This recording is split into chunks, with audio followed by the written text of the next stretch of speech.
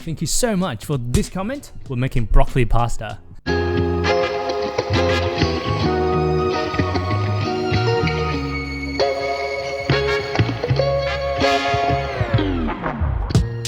G'day friends, how's it going? Welcome back to Sam's Home Kitchen, where I bring to you budget-friendly recipes with sustainability in mind.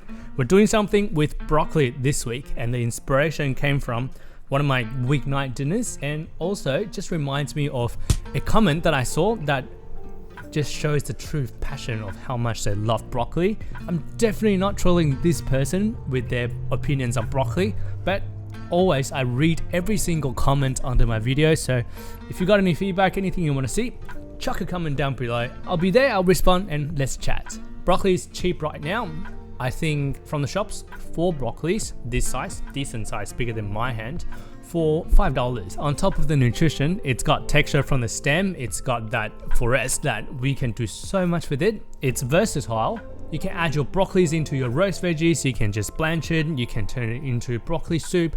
So today I'm going to make pasta with broccoli. It's going to be healthy, light, tasty obviously, and super cheap to make. I was able to whip up my dinner within 30 minutes, so that is enough said, and let's get cooking. To start us off, we're going to have to cook our broccoli first. So first of all, let's get a pot of water on. Bring over a pot and our broccoli. Wash the broccoli florets carefully to rinse off any dirt and unwanted objects. Broccoli, if grown in a wide open space, would easily be covered in infestation or heavy chemicals. Washing is recommended. I try to capture any of these veggie washing water for my garden patches. Every little bit counts.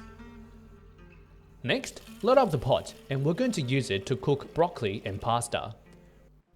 Bring over to the stove and put it on medium to high heat. Move over to our workbench. Cut up our broccoli by separating the floret from the stem.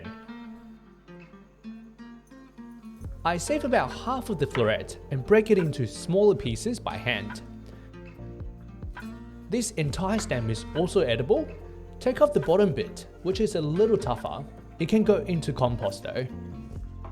Cut the stem into 1/2 centimeter slices, into long strips, and then into small chunks or cubes. I roughly separate the broccoli into 2 piles. One pile with smaller florets and smaller chunks of the stem, and then the rest. Now, bring these to the stove, and we add the pile with chunkier cuts into the now boiling water.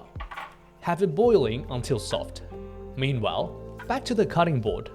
Prep up 1/2 a head of garlic by crushing each clove to release the beneficial allicin enzyme. Get rid of the skin, and then finally chop it up. Going for a rustic vibe with this recipe, so not trying to be too precise here. Take a whole onion in half, cut into strips but leave the root end intact, and then into cubes. By the time our garlic and onion are cut up, the broccoli should be all cooked and tender. Put a fork through a few pieces just to test. It should go straight through. Pick out all of the cooked broccoli and take about 200 ml of water to set aside. While the pot of water is still hot and boiling, we can add in our pasta of choice. I recommend pasta types that take some sauce well, like penne, spirals, and so on.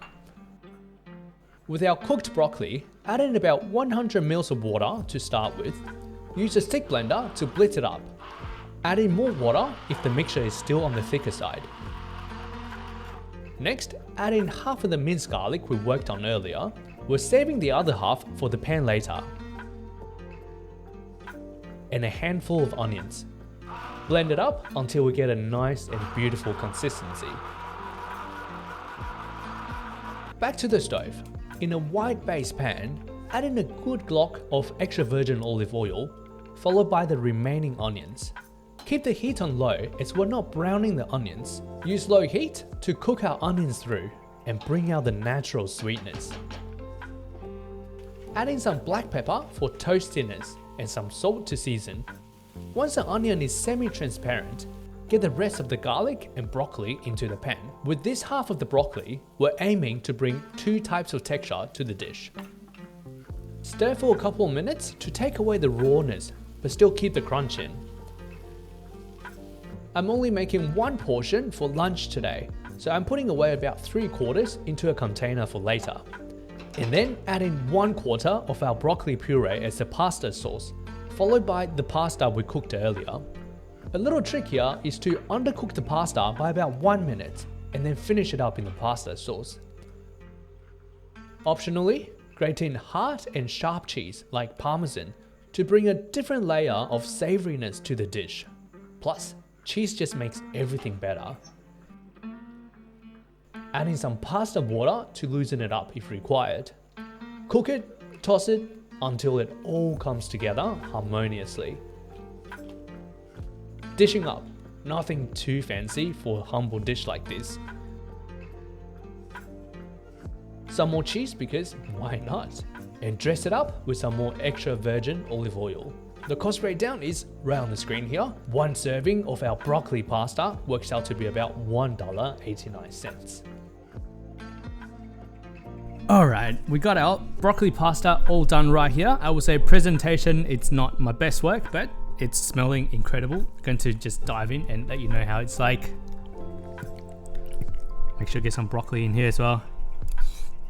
It's light, it's refreshing. I like the use of penne here because it just soaks up a lot of the creamy sauce that we made out of broccoli.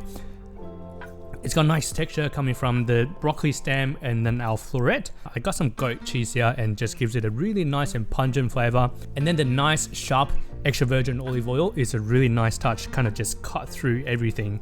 Unless you're allergic to broccoli, on the fence, you like it, you hate it, really give this a go. I don't taste a lot of broccoli and you'd be really surprised, really impressed with how creamy the sauce came out to be. It's so simple.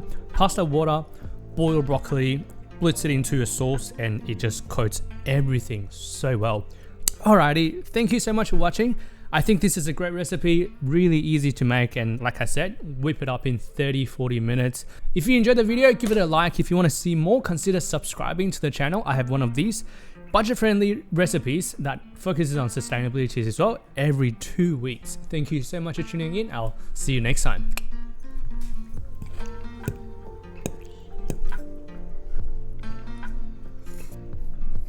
Yum.